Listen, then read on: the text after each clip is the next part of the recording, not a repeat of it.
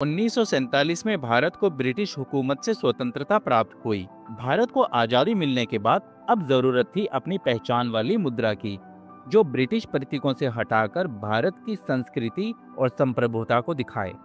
1949 में एक बड़ा बदलाव हुआ।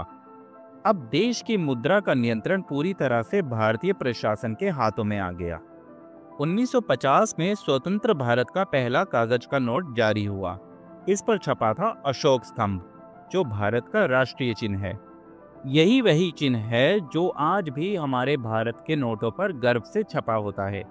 इससे यह संकेत मिला कि भारत अब अपनी स्वतंत्र पहचान के साथ आगे बढ़ रहा है। 1957 में भारत ने मुद्रा में दशमलव प्रणाली को अपनाया। अब से 1 रुपए को 100 छोटे हिस्सों में बांटा गया, जिन्हें हम पैसे कहते हैं।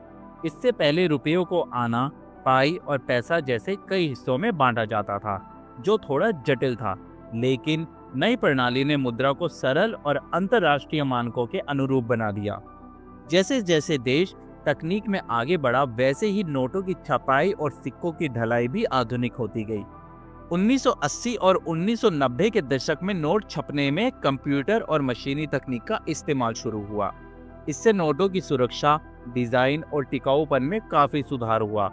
अब नोट और सिक्के न केवल सुंदर होते थे, बल्कि नकली नोटों से सुरक्षा के लिए खास तकनीक से बनाए जाते थे।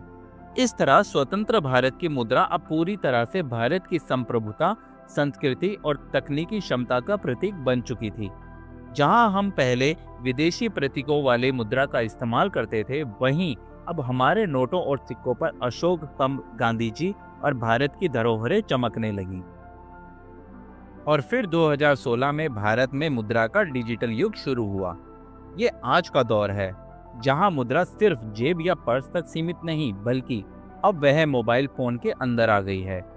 तकनीक ने पैसे के इस्तेमाल का तरीका पूरी तरह से बदल दिया है। भारत में अब लाखों लोग भुगतान के लिए यूपीआई, पेटीएम, फोन पे, गूगल पे जैसे डिजिटल पेमेंट्स का इस्तेमाल करते हैं। अब दुकानदार हो या ग्राहक, बस क्यूआर कोड स्कैन करो और पेमेंट हो गया। ना नकद की जरूरत, ना छुट्टे पैसे की टेंशन।